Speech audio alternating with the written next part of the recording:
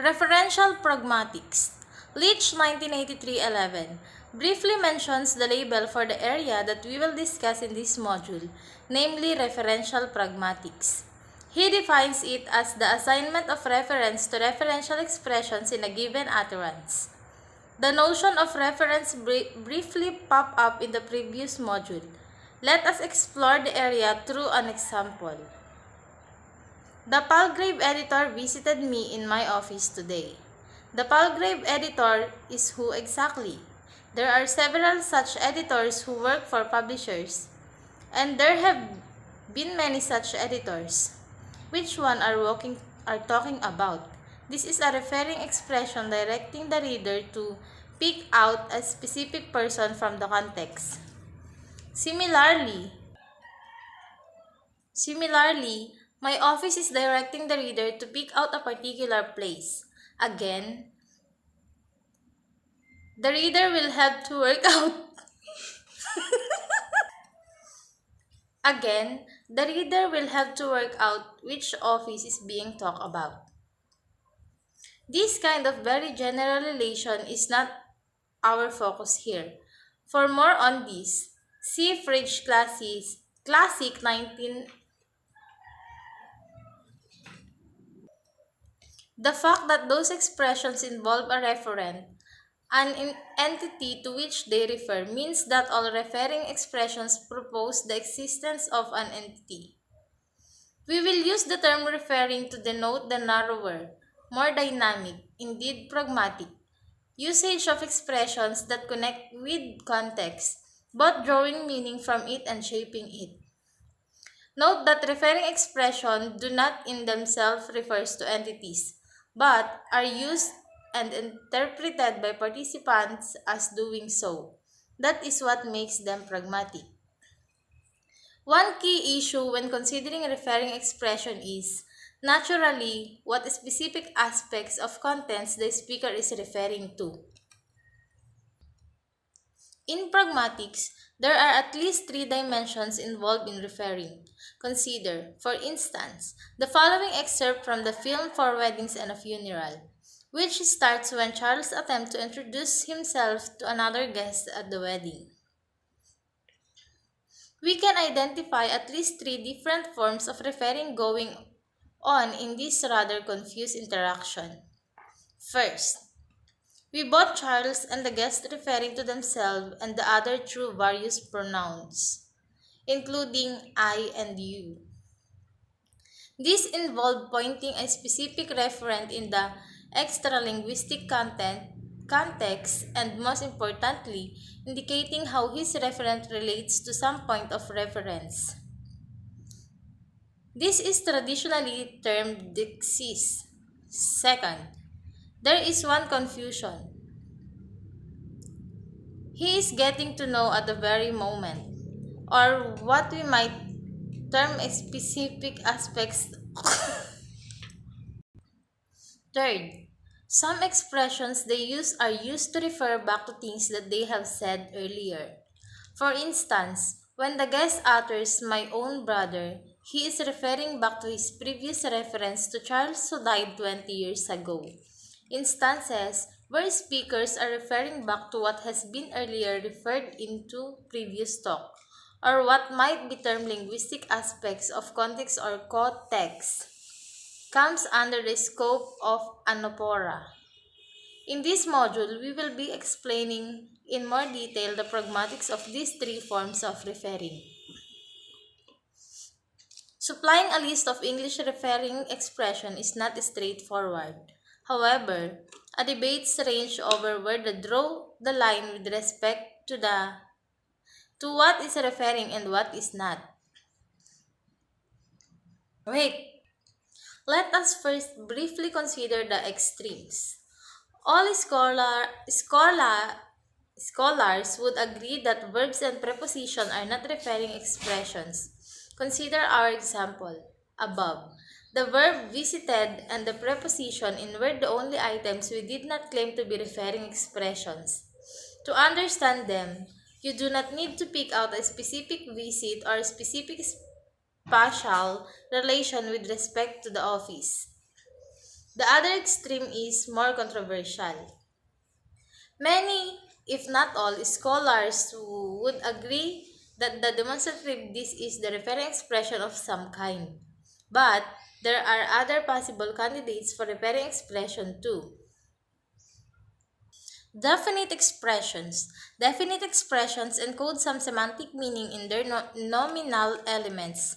For example, as mentioned above, book in the definite expression, the book relates to whatever mental representation you have for the concept of a book.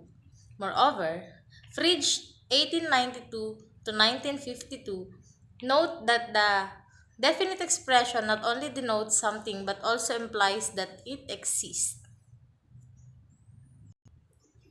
Russell 1905, however, argued that the key issue with expressions such as a book is not just they imply existence but that generally they indicate uniqueness, a particular book in our example. For example, the semantic of the book is a decontextualized sentence such as pass the book may signal that a unique book is involved, but you are unlikely to know exactly which book is being referred to. There are various ways in which languages can signal definiteness. The paradigm method is English with a definite article.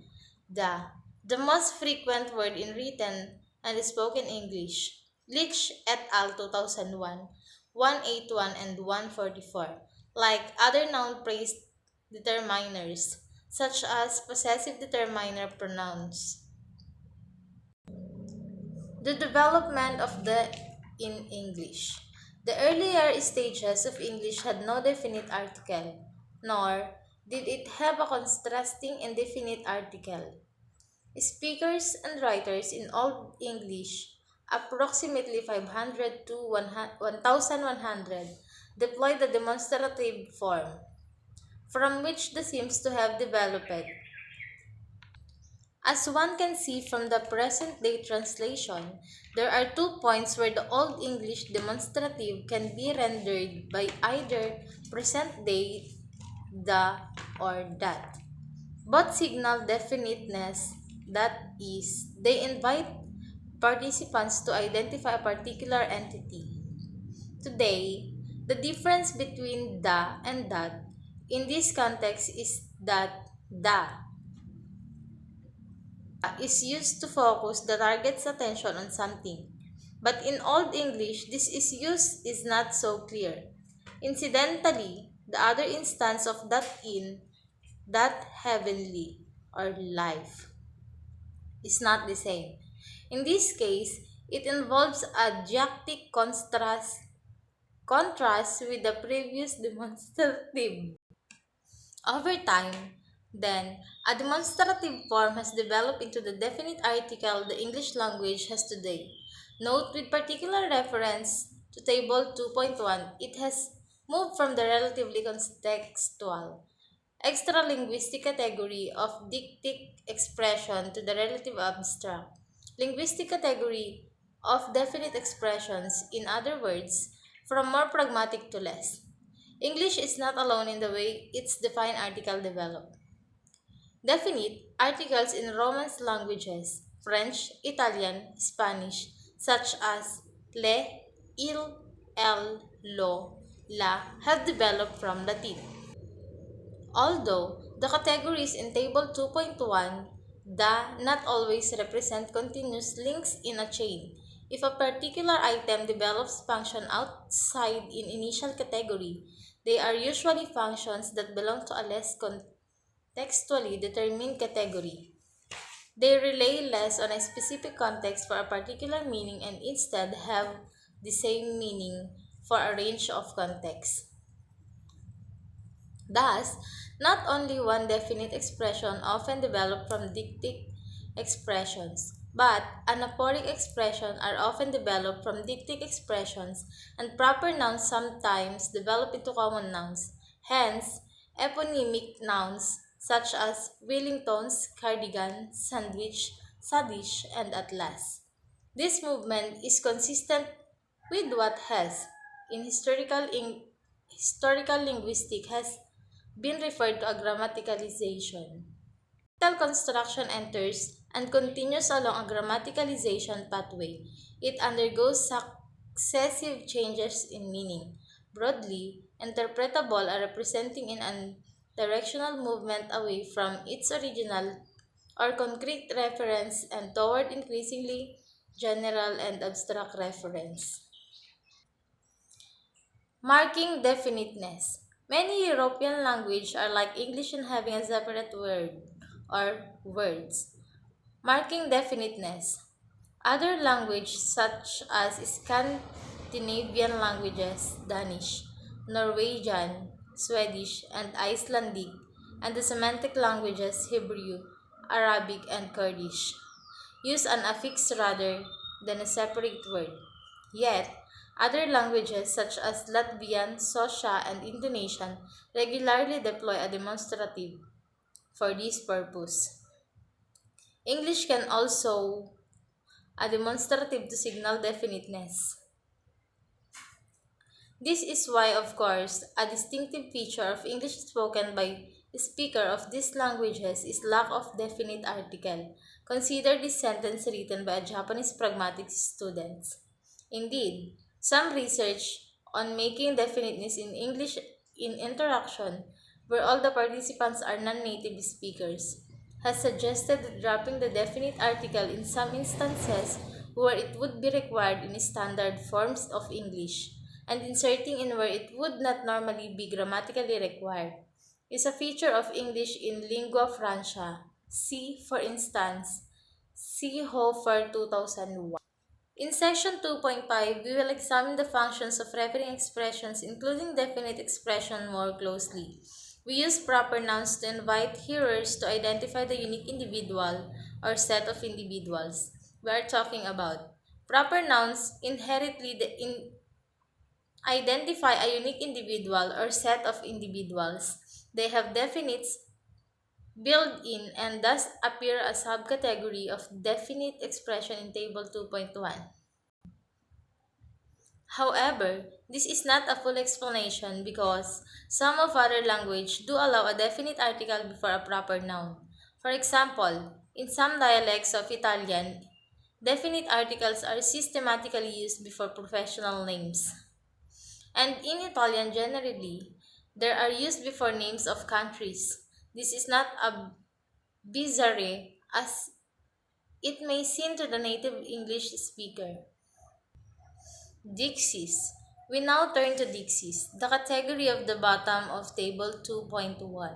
We will discuss anaphora in the section following this one. Dixies relies heavily, though not completely, on the extra linguistic context to supply the referent, and not semantic elements within the dictic expression itself. It may be helpful to note here that the word dictic is borrowed from the Greek diktikos, meaning able to show, showing directly. Dixis involves connection between a reference point and aspect of the situation in which utterance takes place. When somebody telephones another and say, "It's me," they invite the interlocutor to work out on the basis of oral characteristics that me refers to the speaker. Occasionally, of course, the speaker assumptions that the interlocutor can work out who is speaking turn out to be wrong. The worst possible case I can imagine for a totally unanchored occasion sentence is that of finding afloat in the ocean a bottle containing a note which reads, "Meet me here at noon tomorrow with a stick about this big." Social dixies across languages. Person making varies hugely from language to language. Consider, for example, the Fijian is said to have 135 person forms. Austronesian language has only two. One of the reasons of this is that person making interacts with the sociocultural context of a particular language. Obviously, this fact is most salient with respect to social dixies. Non-singular second person making when addressing a single person is often a way of signaling social distance, difference, particularly in the context of an age differential or formality, as was the case at least to some extent with the U forms in earlier periods of English and is still the case in many European languages. Non-singular person marking is also used for a single reference in many other languages, but not necessary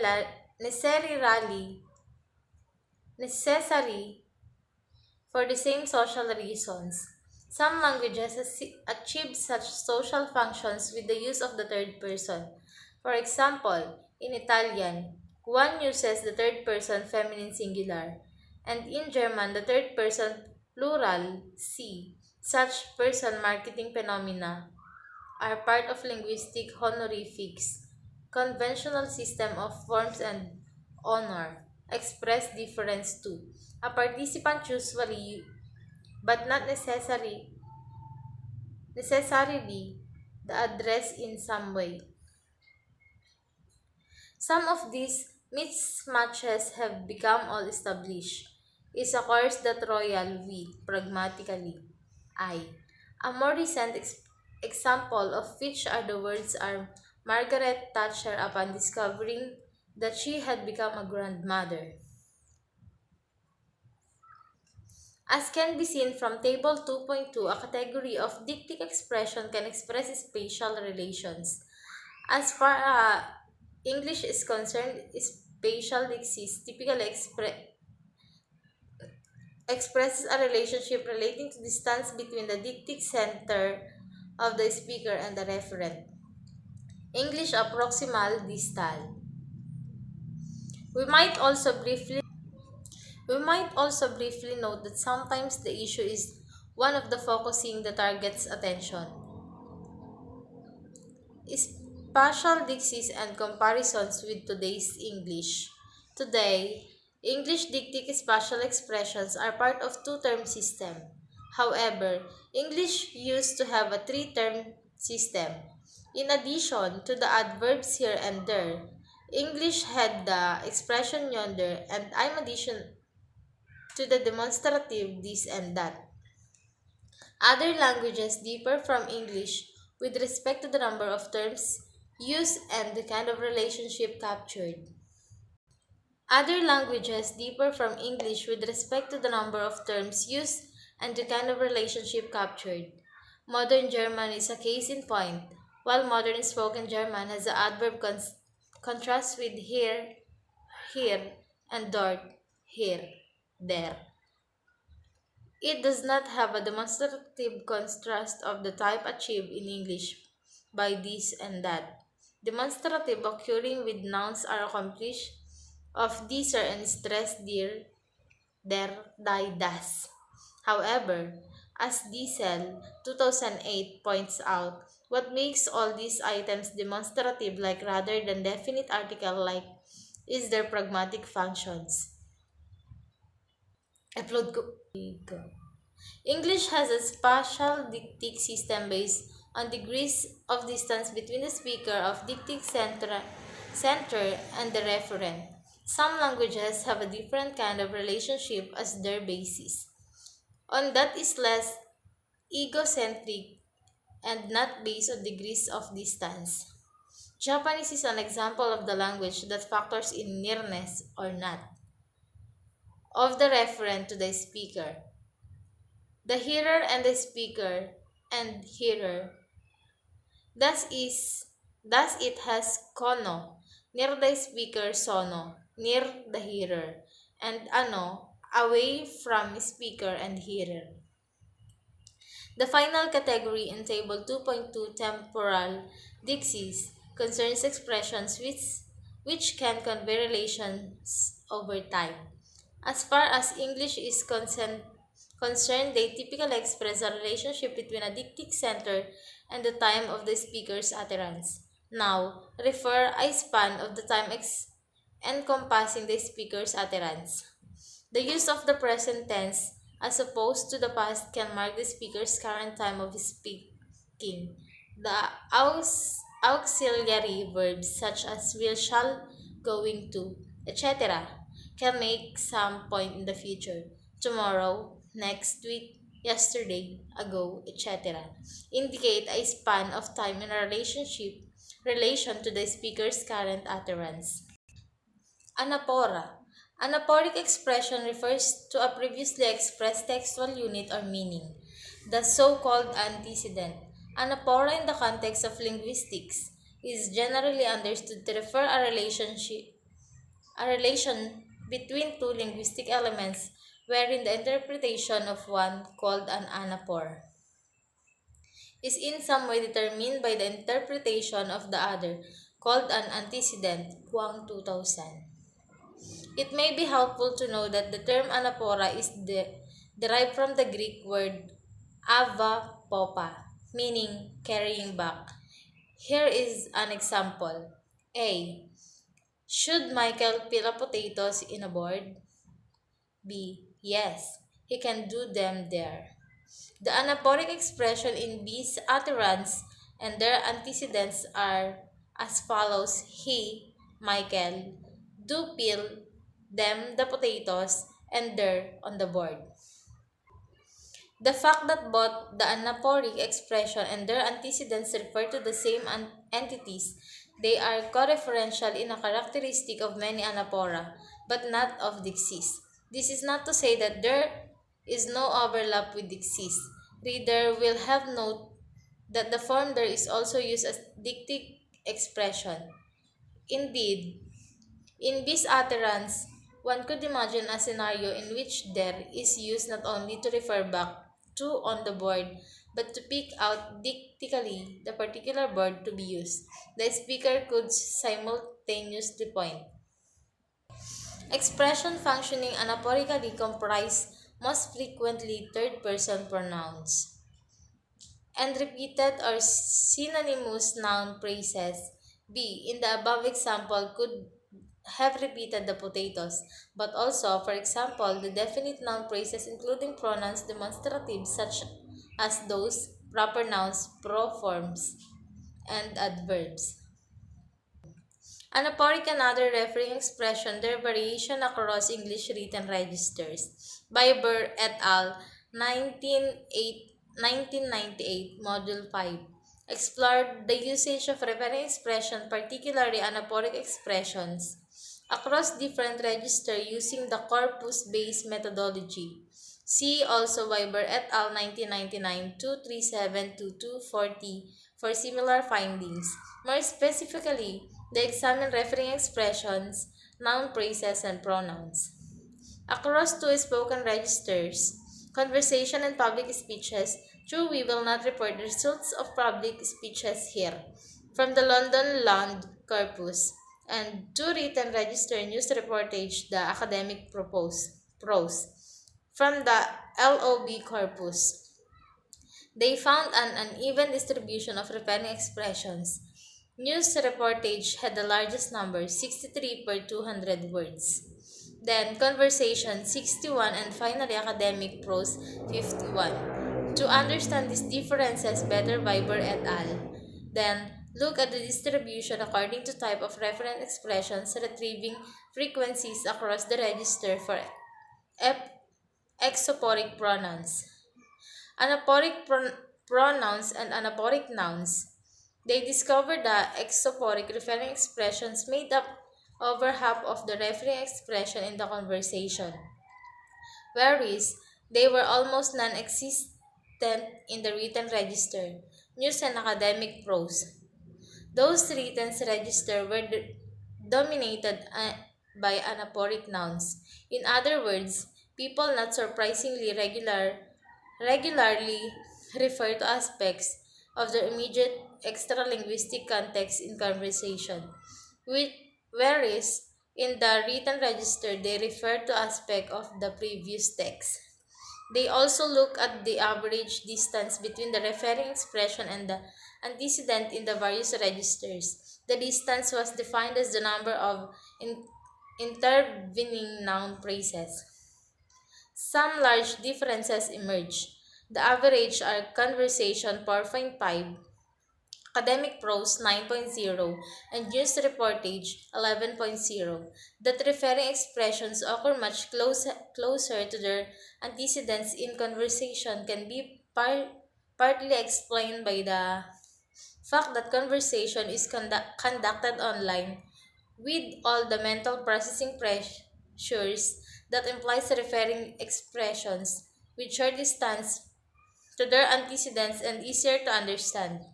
But finding is also a consequence of the referring expression type. Exoporic referring expressions do not have interviewing textual material. They refer directly to the reference. Ganun ba? Using and understanding referring expressions in interaction. Referring expressions and context. The following is the beginning of Ken Kesey's novel of Flew Over the Cuckoo's Nest, 1962-2003. They're out there. This is a creative way to begin a novel. It creates psychological prominence. We have the outline of a puzzle here, but not the pieces with which to complete it. We know that some group of people, they, are located in some space away from where the speaker or writer is out there. The referring expressions begin to build the point of view of the particular character, the protagonist, who is incarcerated in the mental institution. It flags the kind of context that needs fleshing out. This helps achieve a dramatic purpose of the novelist. Let us look at another literary example. This is the first stanza with W. H. Auden's poem Funeral Blues, Stop All the Clocks, 1936 to 1976. Stop all the clocks. Cut off the telephone.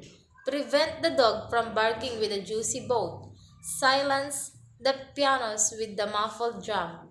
Bring out the caffeine. Let the mourners come. As we pointed out in section 2.2, definite noun phrases purposive and existence of the reference and can be used to invite participants to identify a particular referent from a specific context which is assumed to be shared.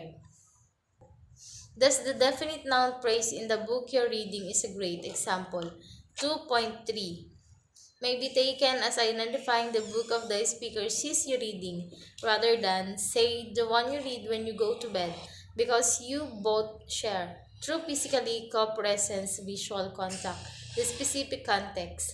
However, the definite noun phrases in the Auden poem are not like this. They presuppose the existence of clocks, telephones, dog pianos, caffeine, and mourners. But in doing this, they also construct the context in which the particular reference can be identified. They do not passively rely on a specific shared context for interpretation. Rather, they construct a specific shared context in which they can be interpreted. These items construct a particular fictional world. More particularly, the items caffeine and mourners in the final line trigger the contextual frame for sema of a funeral by virtue of the fact that they are stereotypical components of the contextual frame. See section 3.2.1 for a discussion of semata. Semata, the background knowledge is general. It is not so it is not surprising that literary linguistic scholars have focused on how referring expressions in literature contribute to the creation of fictional words, Semino 1997. In fact, it is normal in all kinds of interaction for people to rely on information from context to interpret referring expressions, and they also use referring expressions to help construct context in which they are interpreted. It is a two-way street. Note that this is a radical departure from the traditional approach to referring expressions, which focuses on the context fleshing out the referring expressions and not the referring expressions, signaling the context of which is it part.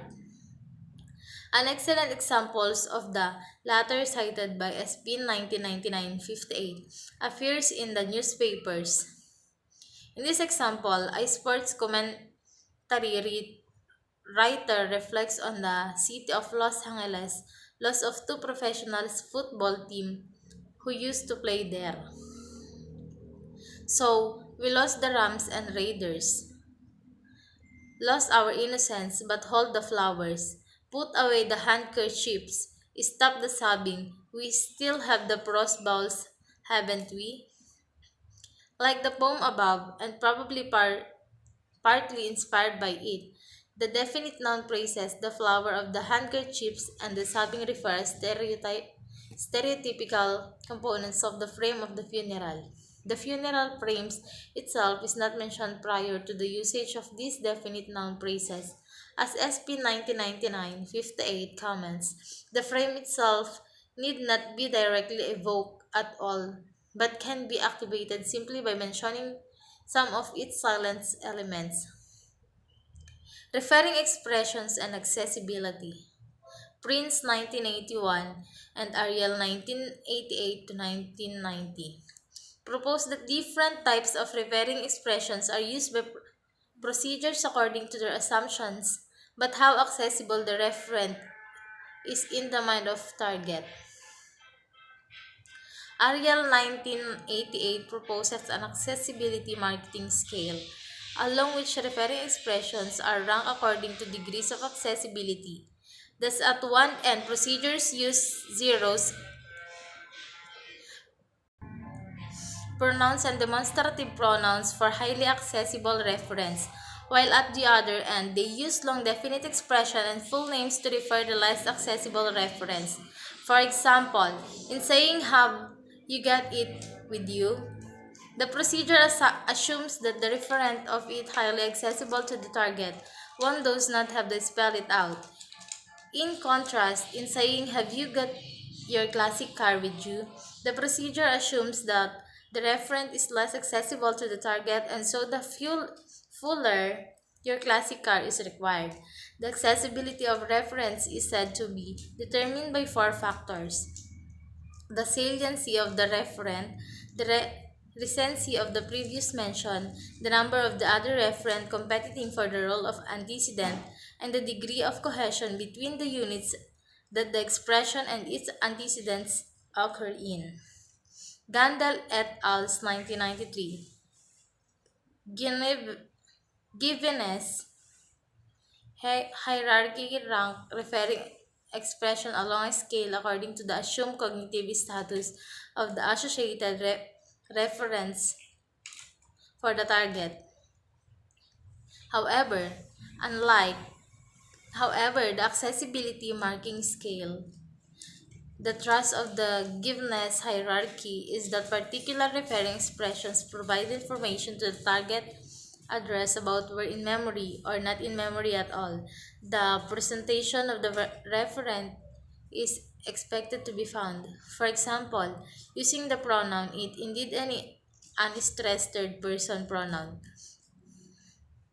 To refer a classic car signals of the target that they do not need to search widely of the referent classic car but it is in the focus, is currently activated in short memory and current center of attention. Each Each type of referring expression is conventionally associated with a particular cognitive status. Any use of that expression signals is a particular cognitive status which the target can take the account of their search for an interpretation. The cognitive status discussed in the work of Gandel and colleague are as follows. At the heart of the joke are the differing understanding arising from the demonstrative. This is the second utterance of the receptionist, most likely for the receptionist, and indeed the reader. The referent of this has activated the status, as the baby was mentioned in the immediately previous sentence. True, it was not the topic. Hence, it was not in focus. In the receptionist's second utterance, her first baby is topic and thus brought into focus. According to the giveness hierarchy, we might have expected the husband to reply, "No, it's not her baby," or "Yes, it's her baby." However, the husband constructs the radically different understanding, namely that hits refers the identify behind the voice.